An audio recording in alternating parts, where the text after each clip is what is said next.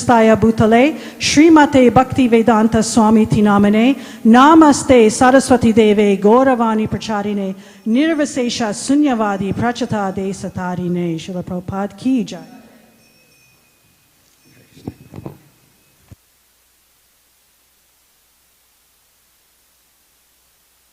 Hey Krishna! Before we move on to the next segment of the program, I would like to request everyone to please take a seat. And we'll be heading to the next part of the program, which is a lecture by our guest today. We welcome you heartily to the ISKCON Toronto Sunday Feast program. Hari Bol. Please make yourselves comfortable. Just a few housekeeping announcements. Children under the age of 12 must be supervised by their parents, and parental supervision is required for all children under 12. Thank you so much for understanding and your cooperation. We humbly request, once the altar open again, the Matajis please stay on the right side of the temple near the Jagannath altar, and the Prabhujis stay on the left side of the altar, which is near the Gaur Nitai altar. And please, we request some silence, and if you could please, if you have some work, move out and take a seat for the lecture here.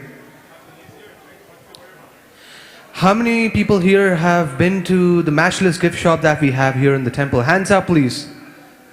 Haribol, okay, I don't see a lot of people. So today is a day definitely you should go and visit our matchless gift shop for beautiful, beautiful paraphernalia, clothing, beautiful kurtas, jewelry, tilak. It's a one-stop destination for everything.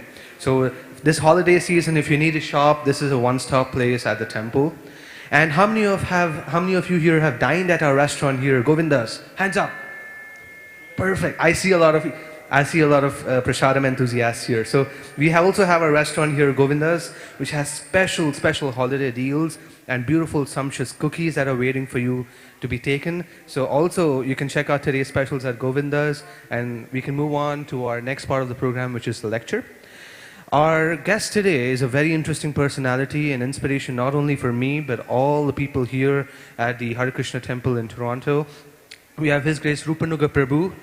Rupanuga Prabhu, something a bit about Rupanuga Prabhu and his scholarly pursuit is that Rupanuga Prabhu is a graduate from Lucknow University, and he completed his BTech from IIT Kanpur. Rupanuga Prabhu came to Canada in 1969 as a Canadian scholarship student to do his master's in electrical engineering. He has held a number of senior executive positions in large international corporations, including a stint as a managing director and country manager for GE Capital and a director for IBM, where he managed service delivery of almost $1 billion per year. He retired from IBM in 2013. Rupanuga Prabhu is a third-generation Vaishnava devotee who has been with ISKCON Toronto since 1981, a long-standing member of our society here at Toronto. He was a Temple Council member in ISKCON Toronto for 20 years and a member of Board of Directors. He is currently active in outreach activities through classes, seminars, workshops, all throughout not only Canada but North America. He is a mentor not only devotees here in the Hare Krishna Temple at Toronto, but across North America as well. And main of all, he is a humble pujari here of Shri Radha Kichor Gopinath. So we welcome His Grace Rupanuga Prabhu, Hare Krishna, with a big round of applause, please. Hari Bol.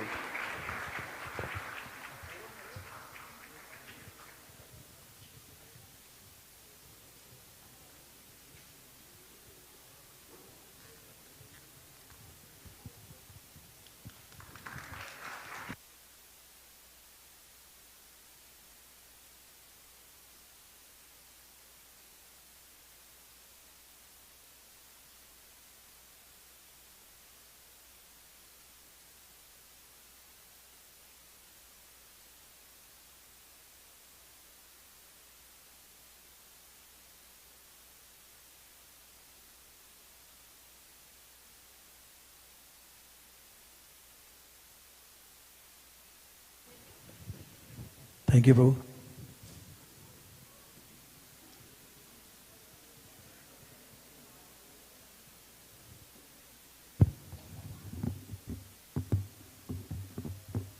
Hare Krishna. Thank you all for coming, and I should apologize because my voice is almost gone. So I hope you can hear me. Can you hear me in the back at all? Yes? Okay, thank you. So welcome to the Sunday Feast program. Thank you very much, Prabhuji, for your kind words. This is the ongoing month for celebration of Gita Jayanti. This is the month, to be specific, corresponding to this year's Vedic calendar. It was on 1st of December that Lord Krishna spoke Bhagavad Gita to Arjuna. And so we are continuing to celebrate that function. And today we'll discuss some of the points about Bhagavad Gita. So for those of you who may have seen, the title is Bhagavad Gita Life's Manual. So that's what we're going to talk about today. But before we do that, we're going to offer prayers to our Guru Parampara and their lordships. Om Namo Bhagavate Vasudevaya. Om Namo Bhagavate Vasudevaya. Om Namo Bhagavate Vasudevaya. Om Agyanti Mirandhasya Gyanan Janshalakya Chakshurun Militam Yena Tasmai Shri Guruvai Namah. Shri Chaitanya Manobhishtam Sthapitam Yena Bhutale Swayam Rupa Kadamahyam Dadati So Padantikam. Vande Aham Shri Guru Shita Pada Kamalam Shri Guruna Vaishnavanshcha Shri Rupam Sagrajatam Sahagana Raghunathan Vitam Tam Sajivam Sadvaitam Savadhutam Parijana Sahitam Krishna Chaitanya Devam Shri Radha Krishna Padan Sahagana Lalita Shri Vishakhan Vitanscha. He Krishna Karuna Sindhu Dinabandhu Jagatpate Gopesh Gopika Kanta Radha Kanta Namastate Tapta Kanchana Gaurangi Radhe Vrindavaneshwari Vrishabhanu Sutay Devi Pranamami Hari Priye Vancha Kalpatarubhyascha Kripa Sindhubhya Evacha Patitanam Pavanebhyo Vaishnavebhyo Namo Namah. Jai Shri Krishna Chaitanya Prabhu Nityananda Shri Advaita Gadadhar Shri Vas Adi Gaur Bhaktivinoda. Hare Krishna, Krishna Krishna, Hare Hare, Hare Ram, Ram Ram, Hare Hare. Om Namo Bhagavate Vasudevaya. Om Namo Bhagavate Vasudevaya. Om Namo Bhagavate Vasudevaya.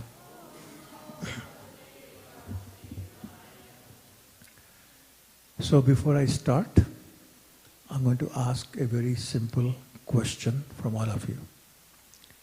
What is common between a cell phone, a refrigerator, a dishwasher, a stove, and a car?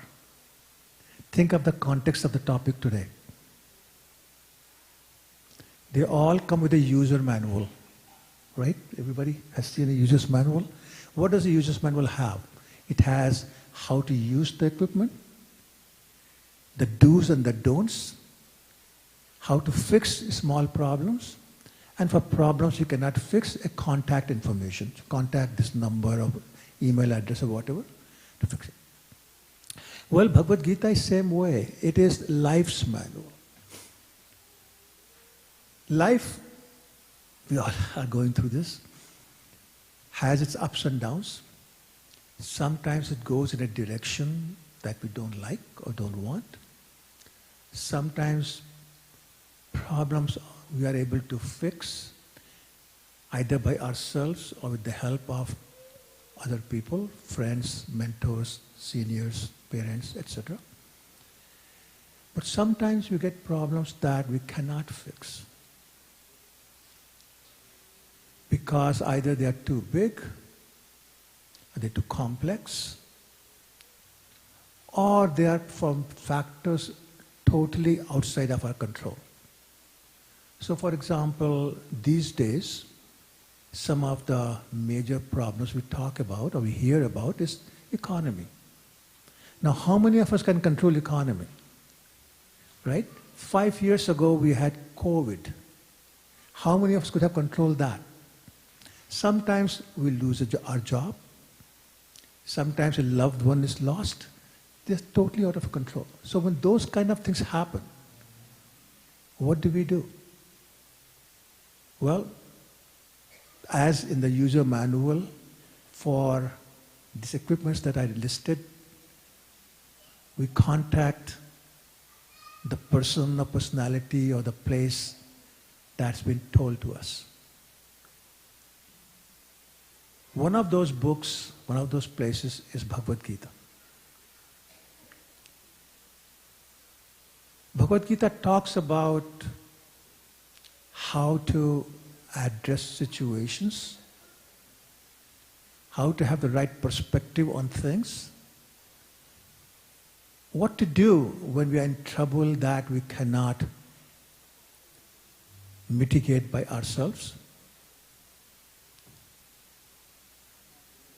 who to go for help, etc., etc. It talks about all that, and we'll discuss all that. Bhagavad Gita, thank you, Prabhuji. Bhagavad Gita is actually a dialogue between two people. Everybody knows who they are? Krishna and Arjuna, yes. We'll talk in a minute about the circumstances under which this started, but the point I want to make at this time is that Arjuna had questions, he had doubts, he was asking Krishna, Lord Krishna, to get the answers and clear his doubts. And Lord Krishna was giving the answers, clearing his doubts, and his answers were very practical without being fanatic. They were also applicable for all times, not just today's time, but not just Kali Yuga, but previous ages also. And they will be applicable for the next whatever the eternity.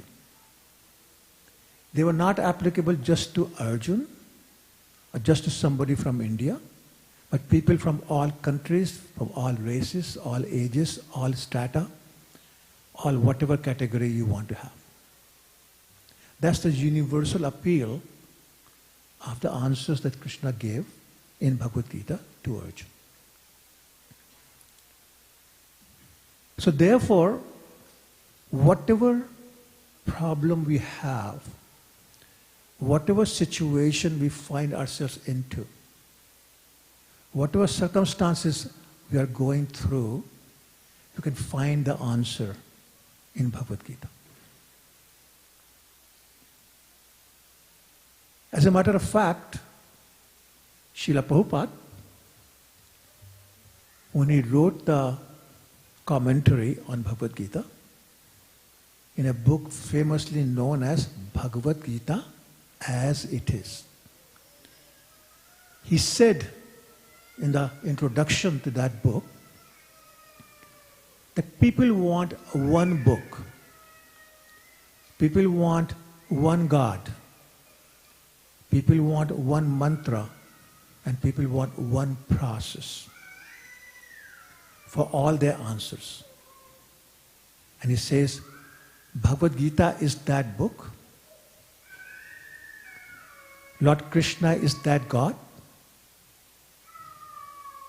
Hare Krishna Mahamantra. Everybody knows Hare Krishna Mahamantra? Hare Krishna, Krishna Krishna, Hare Hare. Hare Ram, Ram Ram, Hare Hare. Is that one mantra? And the process is the process of Bhakti Yoga that we'll also talk about today, which is basically establishing a relationship with God, serving Him for His pleasure. So this book, Bhagavad Gita, tells you, is that book that people are looking for.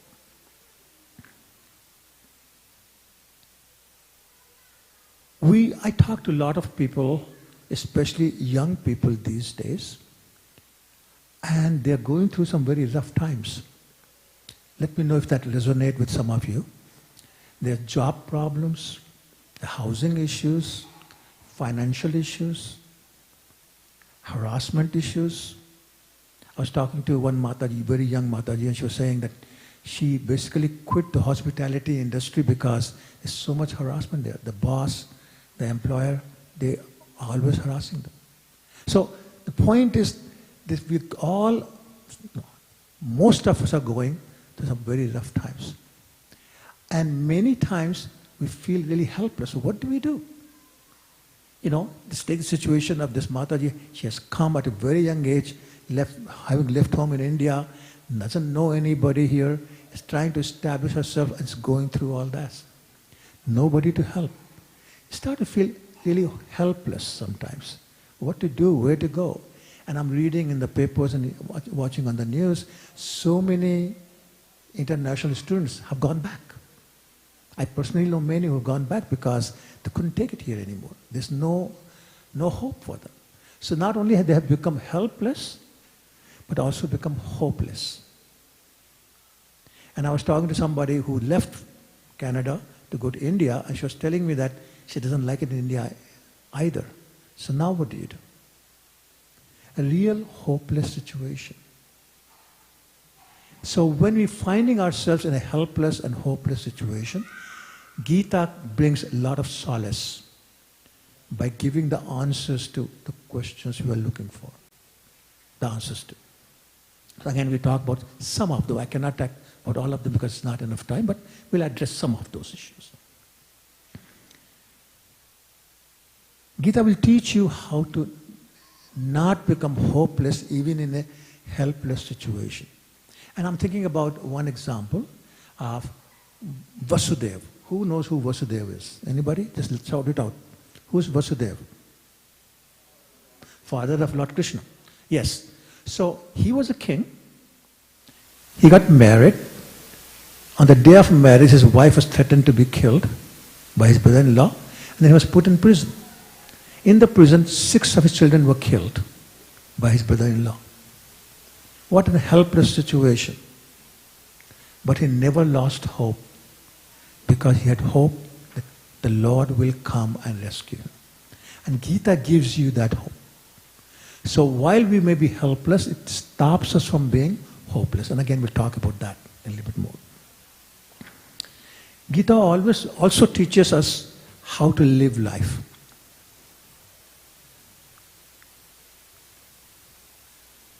If I take you to the first chapter of Bhagavad Gita, there Arjuna is saying to Krishna he's going to run away from the battle. I don't want to fight. I'm going to go to a forest and live there peacefully like a monk or a hermit. And Krishna says, no, don't run away from your problems. Don't run away from the battle. Don't run away from the world, but engage with the world. So he's telling him to stay in the material world with all these fights.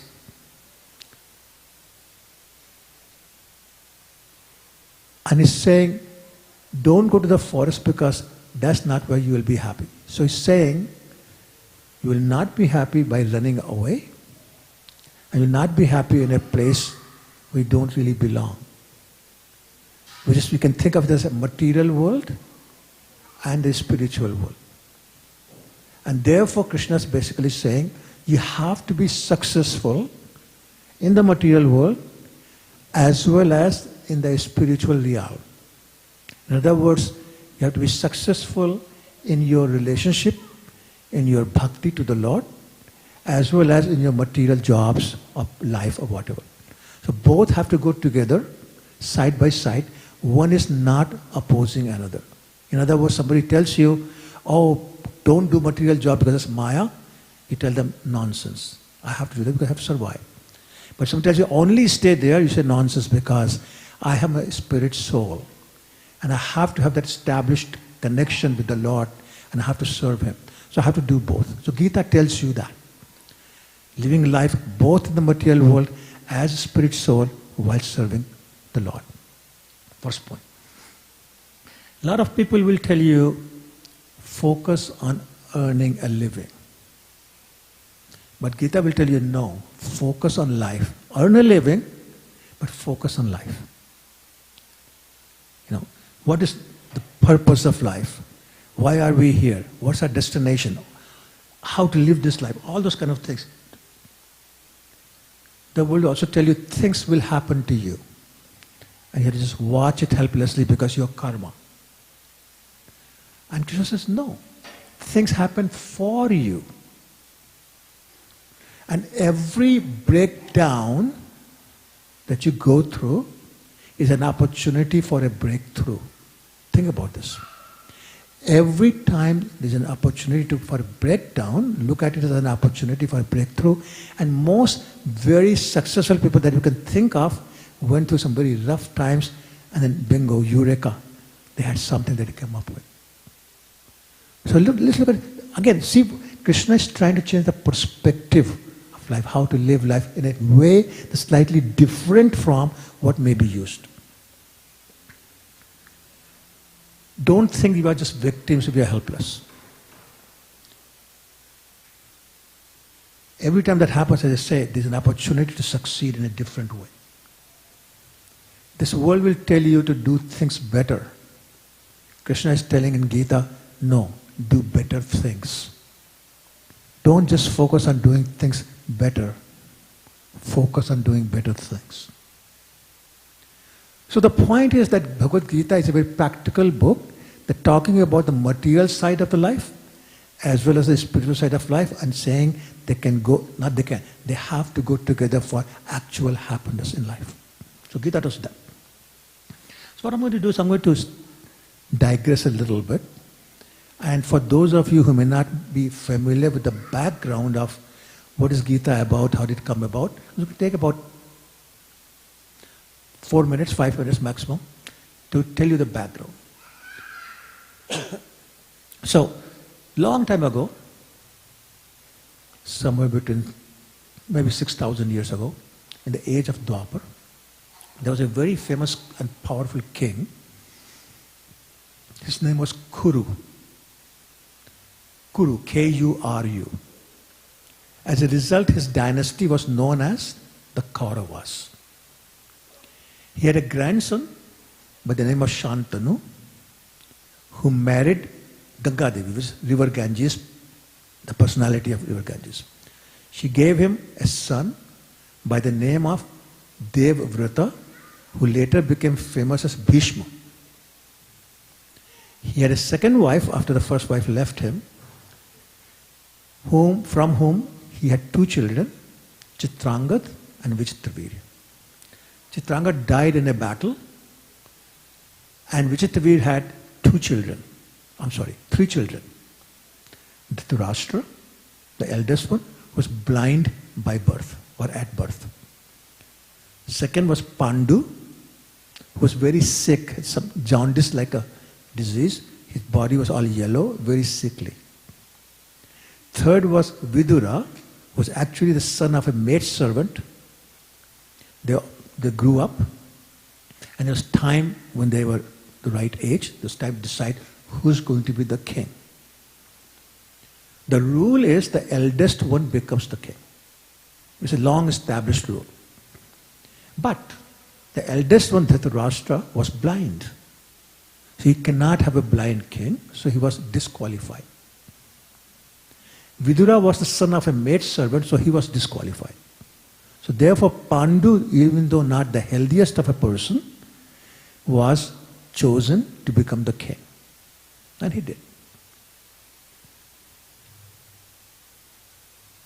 Dhritarashtra overtly did not say anything, but inside he was burning with envy. He felt that his rightful throne had been snatched away from him for no fault of his. Just because he's blind, he was not allowed to become a king. So he never forgave Pandu for that, although it's not Pandu's fault. And he maintained that envy in his heart all his life. Then there's another rule. Even if there's if there are multiple brothers in a kingdom, whichever brother has a son first, that son becomes the king. Am I confusing you? Is it clear? So basically, let me put it this way. Dhritarashtra and Pandu, whichever has a son first, that son will become the king.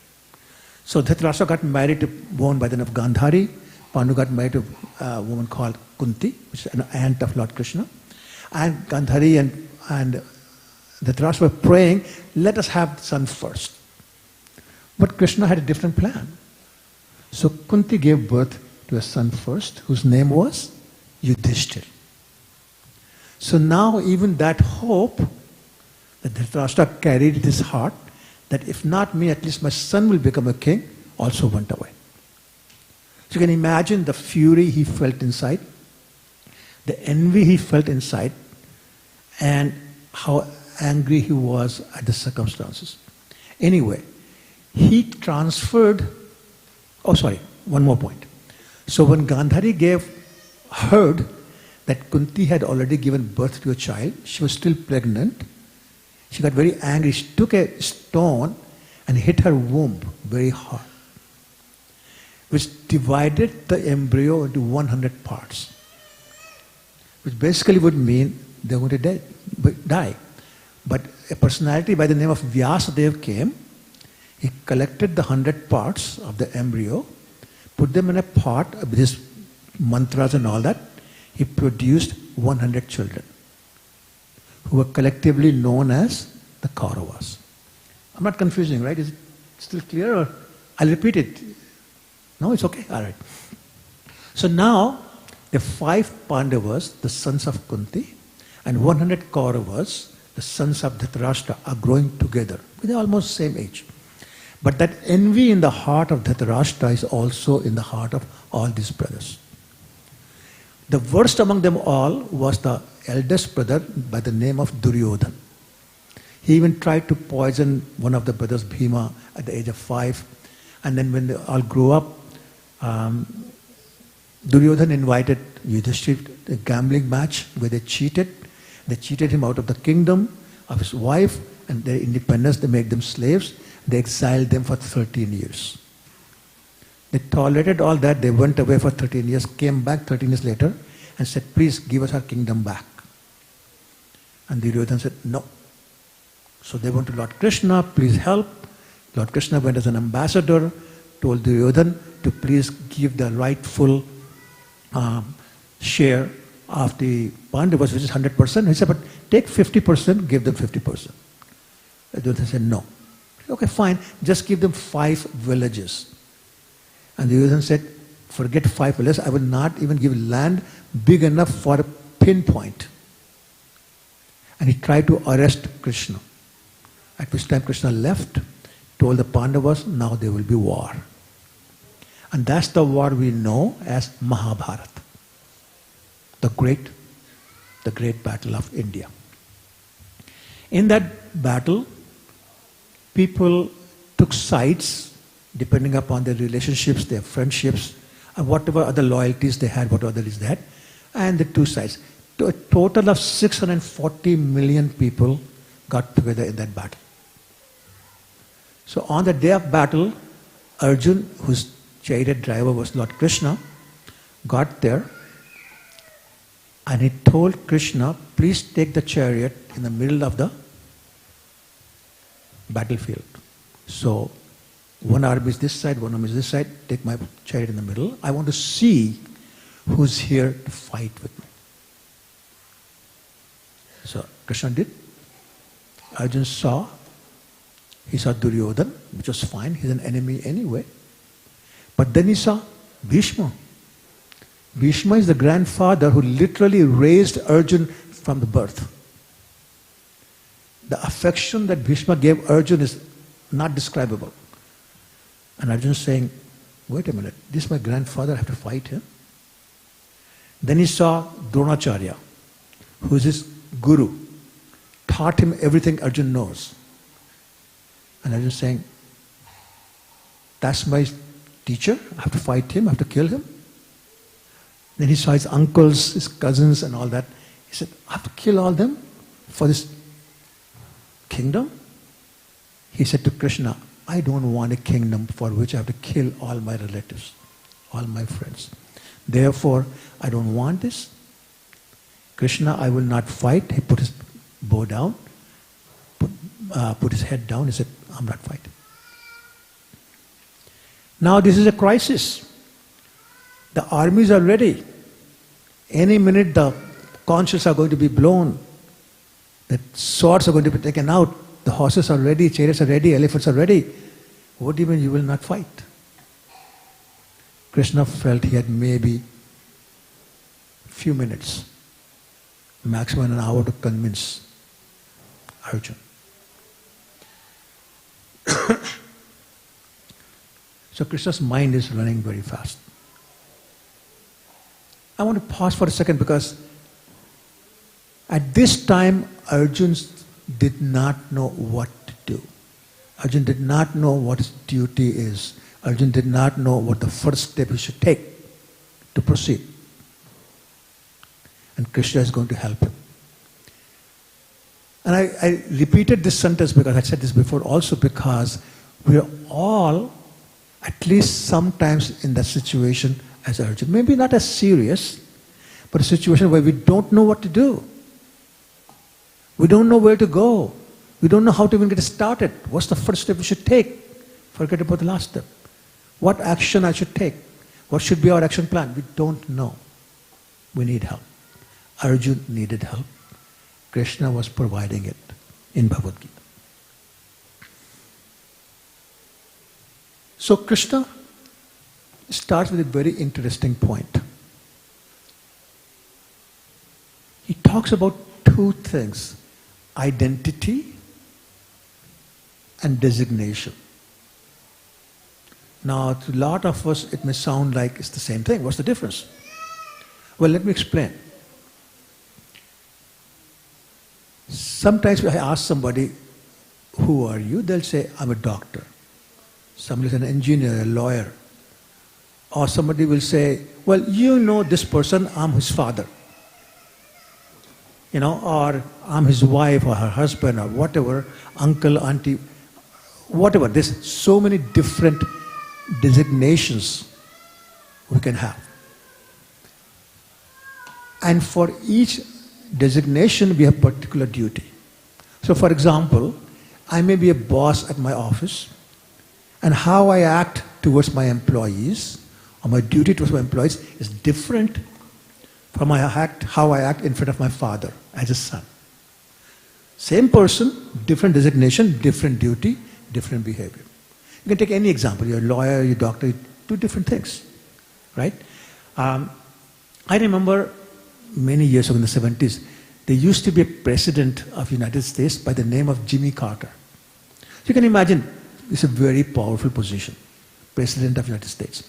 So he was interviewed on TV with his mother, Lillian Carter, who was 92 years old at that time.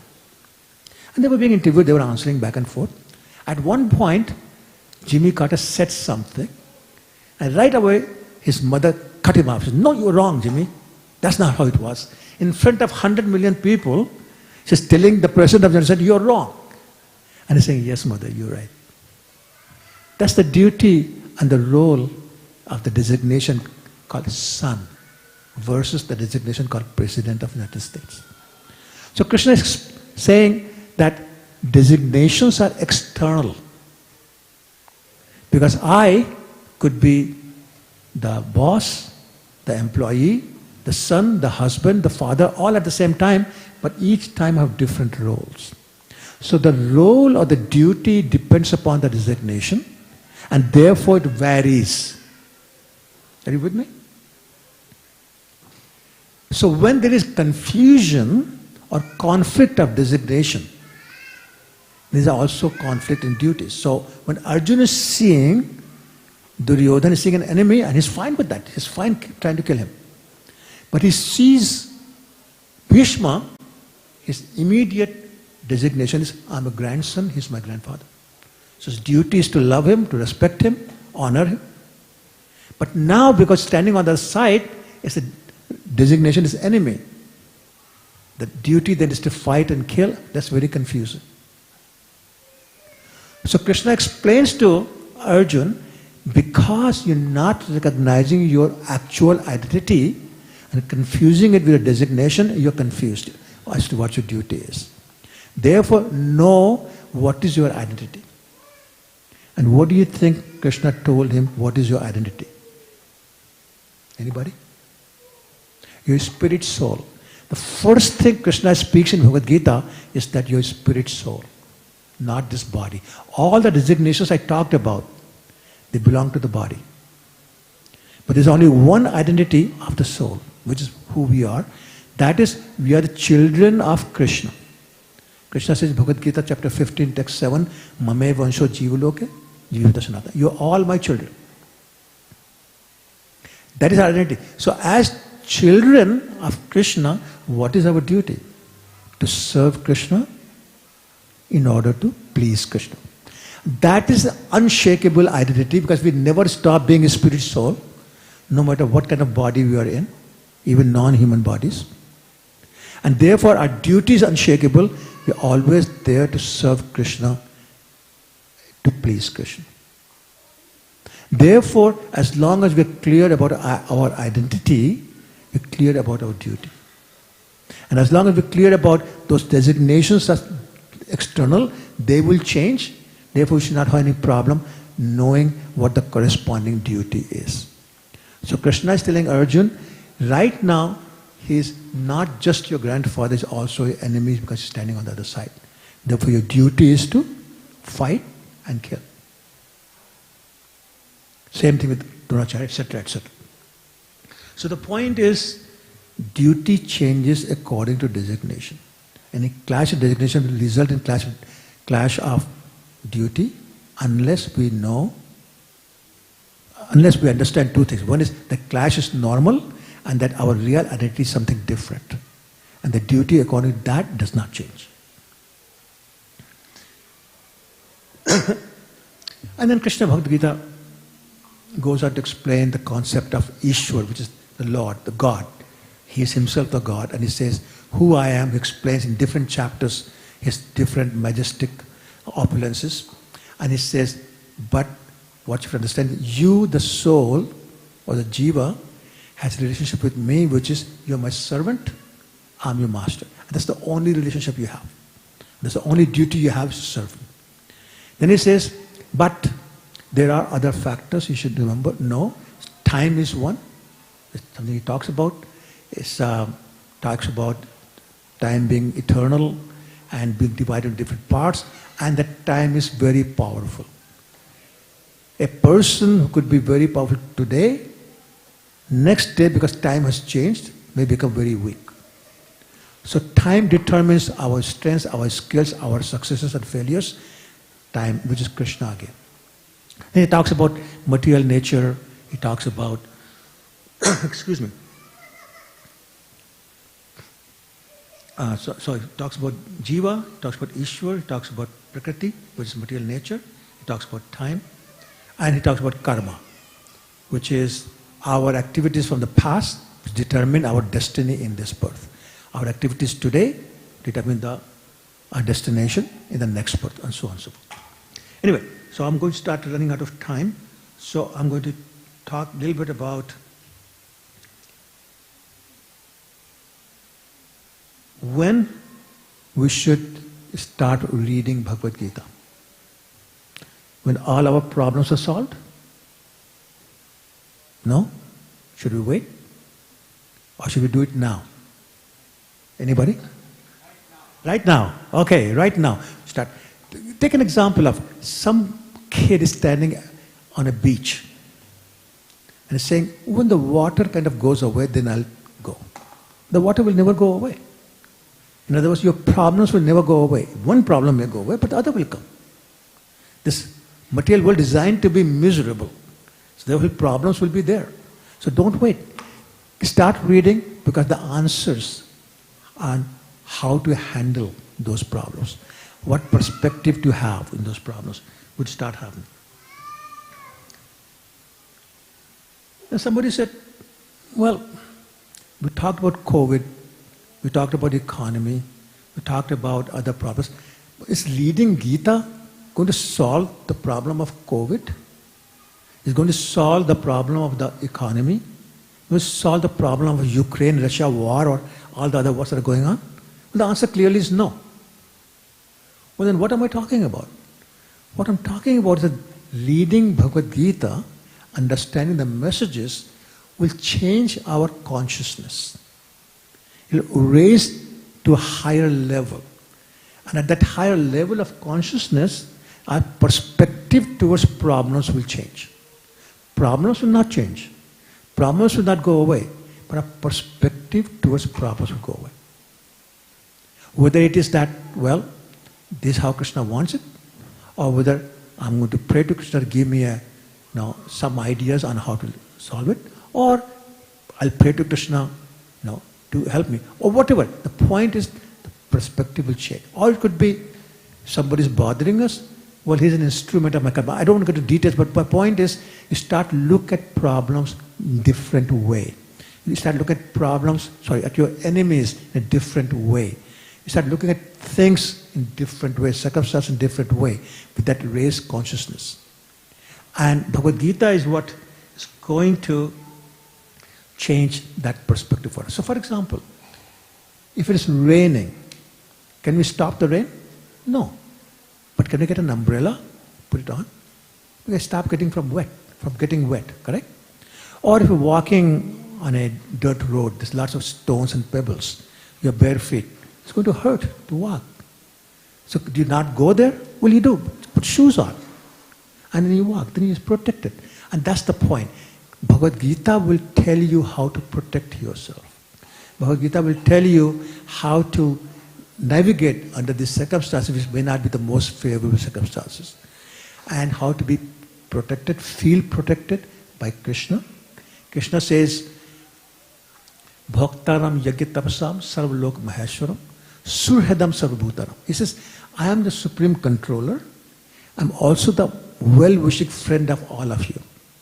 So a well-wishing friend will not allow you to get hurt. Somehow you'll know how to handle the situation. He will make sure. So therefore, Gita will allow us to raise our consciousness to a level where we can have the faith in the Lord. And say, no, He's my friend. He'll protect me. It may not look like He's protecting me right now, but in the end, I will be protected because my Krishna is my friend. He's with me. I know that Arjuna's perspective changed. He was at the point where he says, Krishna, I will not fight. After 45 minutes of listening to Krishna, he's saying, Krishna, I'll do whatever you want me to do. So what a change. I will not fight, I'm not going to listen to you, to I'll do whatever you want. That is what Bhagavad Gita does for us. So my request to all of you is if you don't have a Bhagavad Gita, please get one today. There's somebody sitting here right now who will be more than happy to give you one. If you can sponsor one Bhagavad Gita, 5 Bhagavad Gita, 10 Bhagavad Gita, 1 box, 10 boxes, whatever your heart desires, whatever you've been inspired to do, please do that.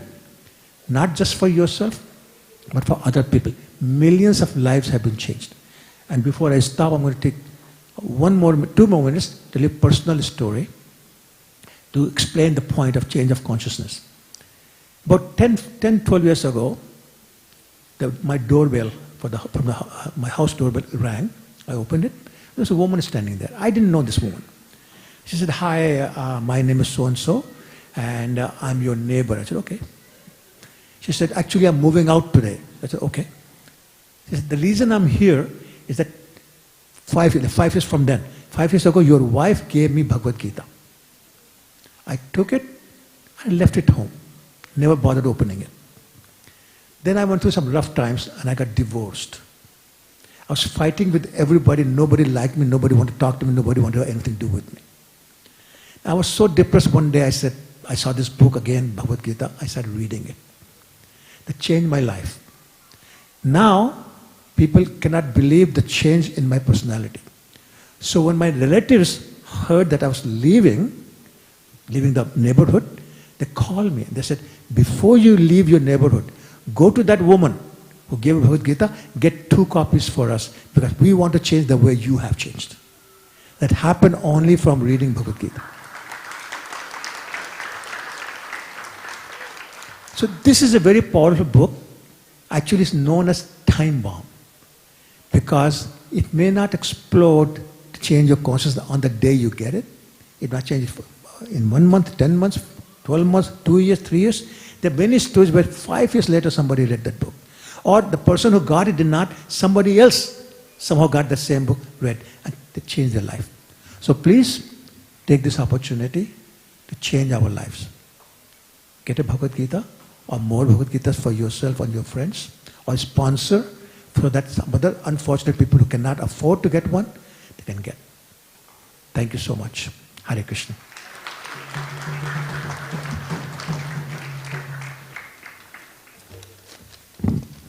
Hare Krishna. Thank you so much, Rupa Gunubur Prabhu. Can we please get a big round of applause for Prabhu once again? Haribol.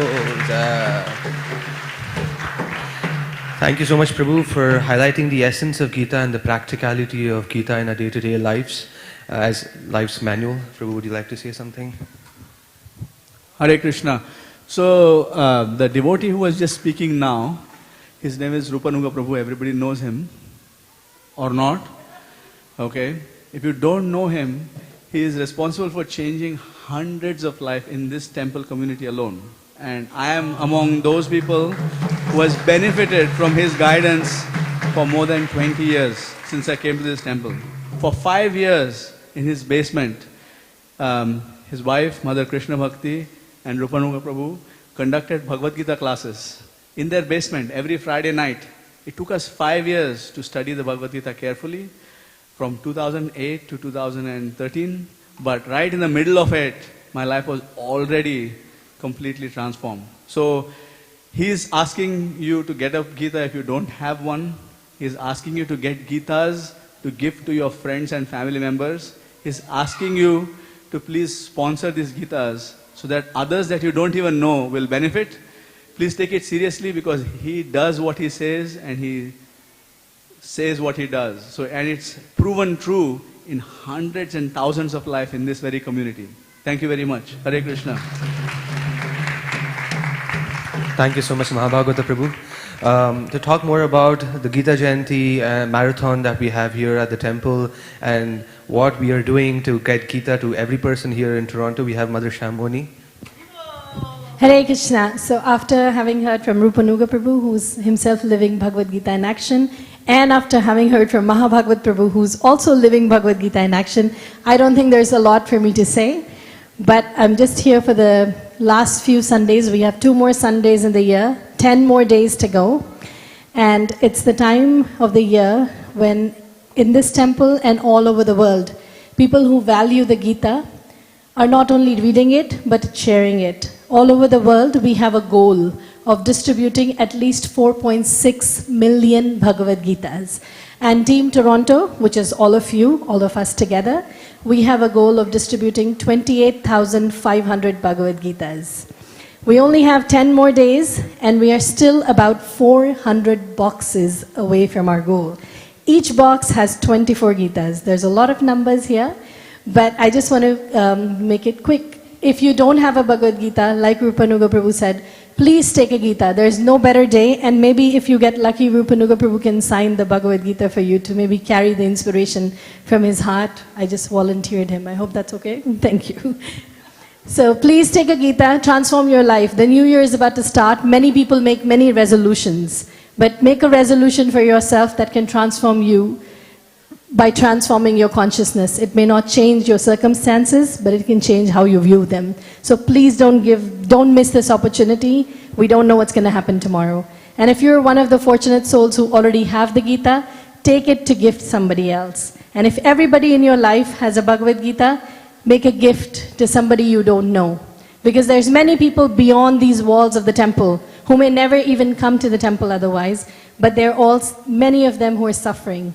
Our team places Bhagavad Gitas in several venues. Those of you who were here last week, you heard from some representatives from Sick Kids who had received these gifts, and their lives, the lives of the patients who go through the Sick Kids Hospital has been transformed by the Bhagavad Gita.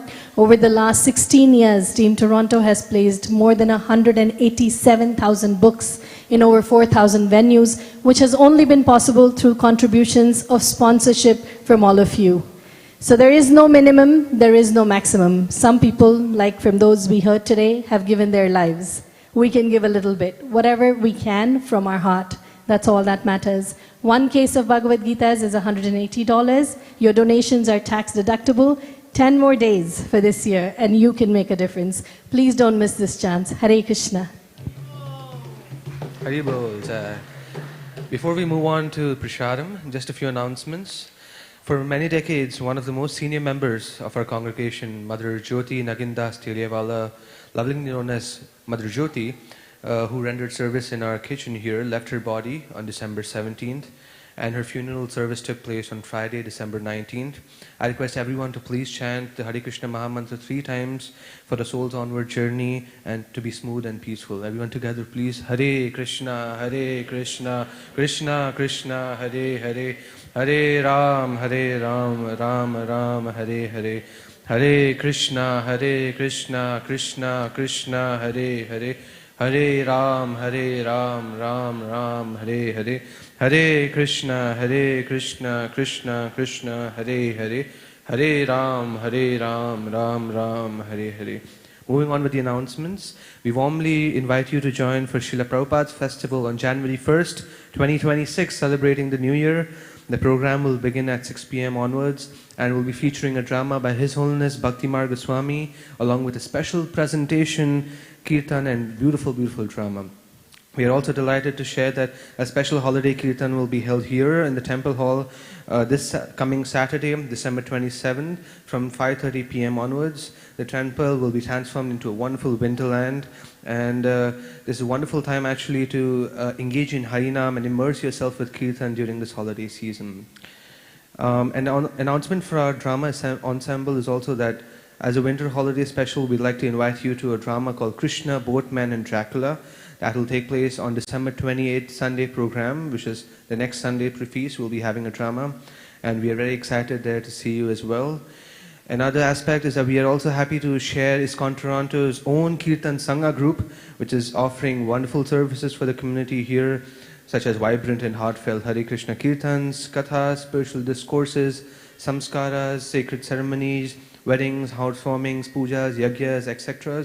Especially events for the youth who are looking for arranging programs, kirtan programs, inviting devotees at home. You can reach out to the Kirtan Sangha team here or to the reception. We also are also pleased to announce Govinda specials. As I mentioned previously, we have the holiday specials going on, which is beautiful cookies, pizzas, pastas, etc. You can go and check them out at Govinda's if you want to earn prasadam there as well. And of course, we also have an array of desserts. We would like to also acknowledge our cooks for today, which is Krishna Sharan Prabhu, Nandakishore Prabhu, Bhuvana Pushita Mataji, and their dedicated team. Can you please chant Hare Krishna Mahamantra for them once? Hare Krishna, Krishna Krishna, Hare Hare, Hare Ram, Ram Hare. Today's Sunday feast sponsors are Shrikant Gopinath Prabhu on the occasion of his late father-in-law Prakash Sapra's birthday, Vishak Vishwanathan Hetal on the occasion of their upcoming wedding on February 8, 2026. Congratulations. Bhavin Parikh, who has also sponsored the feast on behalf of his beloved grandparents Pritam Lal and Jajumati Parikh, and we also have one anonymous sponsor. We are very grateful to our sponsors, and we would also like to seek the blessings of Shri Radha Kichar, Gopinath Jagannath Baladev, Subhata Maria, and Shri Gauri Nitai by chanting the Mahamantra again for them. Can we do that 3 times for them again? Hare Krishna, Krishna Krishna, Hare Hare, Hare Ram, Ram Hare Hare, Hare Krishna, Krishna Krishna, Hare Hare, Hare Ram, Ram Hare Hare, Hare Krishna, Krishna Krishna, Hare Hare, Hare Ram, Ram Hare Hare. You are also free to sponsor a Sunday feast like the devotees that have sponsored right now, or offer daily garlands. Please approach the devotees at the front desk. They'll be more than welcome to help you out there. An important note, the altar will be opening at 8 p.m. for Shayana Aarti. So once the altar is open, we kindly request you to not honor prasadam in the temple hall and make your way outside or upstairs to honor prasadam. And please do not throw leftover prasadam in the garbage. Use the organic bins instead. We always have volunteers who can help you out there. Hare Krishna. Thank you so much. We'll be moving on to the prasadam.